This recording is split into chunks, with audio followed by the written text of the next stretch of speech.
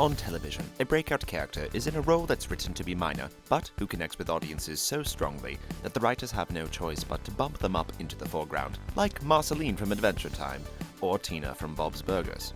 On Seth MacFarlane's hit animated comedy Family Guy, that breakout character is none other than Stewie Griffin.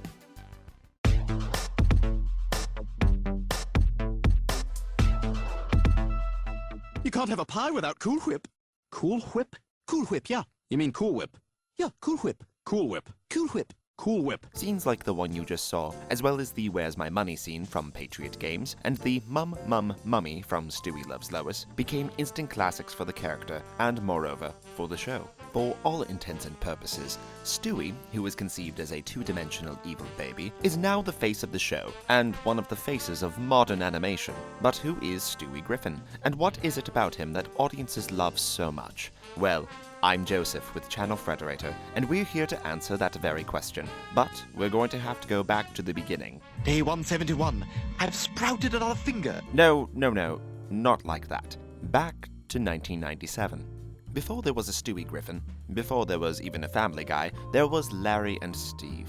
The Seth MacFarlane spec piece aired on Cartoon Network's What a Cartoon Show, created by Frederator's very own Fred Seibert, and was like a Family Guy prototype. Larry evolved into Peter, Steve evolved into Brian, and the rest of the Griffin family was filled in around them, with the intention being that Peter would be at the forefront of the show.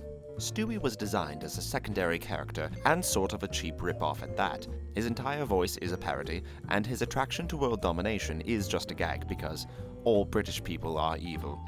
As early as the pilot, though, it was clear that Stewie's matricidal scheming would make him a fan favorite, even if his signature red and yellow outfit wasn't clear yet. Okay, now we get to go way, way back to the womb. Stewie's journey into the limelight began as many others do, a spermicidal dogfight en route to the womb. As the most cunning and calculated militant of them all, Stewie emerged victorious, but his victory was short-lived, as he found himself trapped. During his grueling prison sentence, Stewie concocted his first plans to take over the world, beginning with Europe. 9 months later, at 11:34 a.m., Stuart Gilligan Griffin was born. Due to some crazy time travel shenanigans, Stewie got his name from Brian, who came from the future and called him that. The family liked it, and it stuck. He's the youngest child of Peter Griffin and Lois Pewterschmidt, after Chris and Meg, though Stewie would contest that Peter is not his real father. I mean, he once traveled to San Francisco because he believed that he saw his real dad there on TV. Due to more crazy time travel shenanigans, though, the TV man turned out to actually be himself, from 30 years into the future. It gets better. Then there was the time that Stewie suspected that he was conceived during the making of Lois's caveman porno. And really, why shouldn't he be doubtful of Peter? He didn't inherit his intellect from Peter, or his upper-class British accent, or that crazy football head. He may have Lois's nose and Peter's mouth, but that noggin is still a mystery. Thanks to Family Guy's loose continuity, we've gotten multiple explanations for that stretched skull. Maybe he's born with it, maybe it's negligence. Or maybe he's actually Hey Arnold's son. Now there's a cartoon conspiracy for you. Stewie's life is full of these loose continuity rules. Why is he sometimes old enough for preschool and sometimes not? What's his real sexual orientation? Why can only certain people understand him? For that last one, Seth MacFarlane has said that while the family can hear him, they write him off most of the time. Well, everyone except for Brian. Oh, buds for life. We're off on the road to Rhode Island. We're having the time of our lives. Of all the characters on the show, Stewie is the closest with Brian. Although this wasn't always the case. I mean, you've seen that Where's My Money scene. Over time, though, Brian and Stewie's friendship developed to be even stronger than Peter and Brian's. Larry and Steve became Peter and Brian became Stewie and Brian. This dynamic duo makes sense. After all, everyone loves dogs and babies. It's why YouTube is filled with videos of them. When Brian is killed in a freak car accident in Life of Brian, it's Stewie who takes the hardest hit. Well, after Brian, of course. And while there are occasional gags that hint that Stewie may have romantic feelings for Brian, the episode Brian and Stewie shows us that the two, more than anything, are brothers. Over the years, they have become more and more entwined as characters, eventually leading to their own in-show miniseries, The Road to Episodes. Road to Germany, Road to Rupert, Road to the Multiverse, and the many others parody the 1940s comedies starring Bing Crosby, Bob Hope, and Dorothy Lamour that satirized movies of the time period, the same way Family Guy satirizes the media of today. More and more, it seems that Brian and Stewie are being pushed to the front lines of the show. On the flip side, Stewie has also developed some fierce rivals. There's Bertram, his genius half-brother and a worthy adversary until Stewie shot him in the head with a crossbow, and Olivia, the manipulative child actress and Stewie's sometimes love interest. And then of course, there's Lois, who doesn't form a bond with their mummy. This is not that kind of bond. Thank you. When the world is mine, your death shall be quick and painless. We all know that Stewie is a verbose and diabolical child prodigy. And yes, he wears his goals of world domination on his tiny little sleeve. Why, there's even a real book that's all about it, Stewie's Guide to World Domination. But, as Pinky and the Brain would tell you, world domination doesn't happen overnight.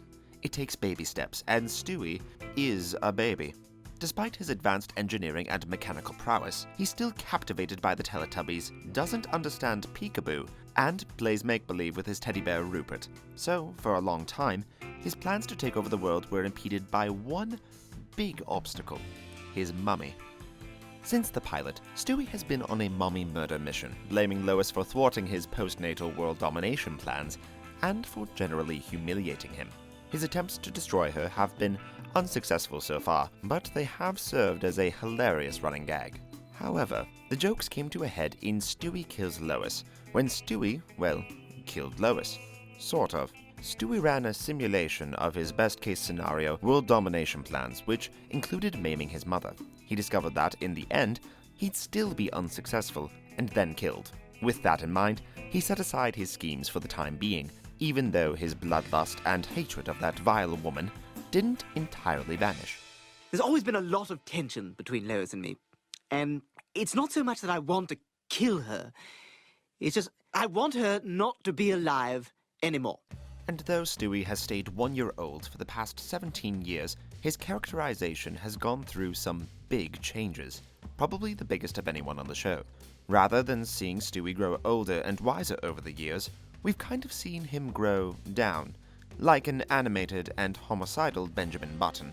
Stewie was born as a sophisticated genius bent on world domination, but regressed in recent years to become more docile, flamboyant, and, well, babyish. To some. This kind of personality overhaul seems symptomatic of what TV tropes calls flanderization. That is, when one small, humorous character trait consumes a three-dimensional character to the point of self-parody. Hear us out, though. What if it isn't flanderization at all, but actually development? Not to get all Freudian on you, but the show does hint that Stewie's early season's malevolence towards his mother could be an atypically violent result of his repressed sexuality, something that Seth MacFarlane himself has confirmed, saying, ultimately Stewie would be gay or a very unhappy, repressed heterosexual. It also explains why he's so hellbent on killing his mother Lois and taking over the world. He has a lot of aggression, which comes from confusion and uncertainty about his orientation. The show doesn't seem to know either. Stewie's orientation is extremely fluid. What Family Guy does know is that Stewie has radically changed, and it has even poked fun at it in The Hand That Rocks the Wheelchair, when Stewie tries to restore his evilness to its former glory, only to have it manifest as an evil clone. With the death of that evil clone at the end of the episode, it's possible that we've also seen the last of Stewie's evil plans. Though we certainly won't be seeing the last of Stewie anytime soon. Stewie hasn't just broken out to the forefront of Family Guy, but to the forefront of pop culture. He's appeared in commercials for Coca-Cola and for Wheat Thins, been a part of the 59th and 62nd Primetime Emmy Awards, and appeared on The Late Show with David Letterman. He even guest starred on an episode of Fox's Bones, a live-action forensic investigation show, as himself. There's a reason they call it a breakout character. Stewie has broken out into our world. If you've somehow never seen Stewie's best moments in Family Guy, or if you want to re-watch them for old time's sake, we've compiled a list of our top 5 best of Stewie Griffin episodes. There are nearly 2 decades worth of good ones to choose from, but for the optimal Stewie Griffin experience, check out Stewie Griffin The Untold Story, Mission Impossible, Stewie Kills Lois, /Lois Kills Stewie, Road to Rupert, and Brian and Stewie. You definitely won't be disappointed, because, well, at the ripe old age of 1, Stewie Griffin has already lived an eventful life, and Family Guy's breakout baby is now as influential as the show itself. His one goal is for world domination, and thanks to Family Guy, he has it. This has been the life of Stewie Griffin. What is your favorite Stewie Griffin moment?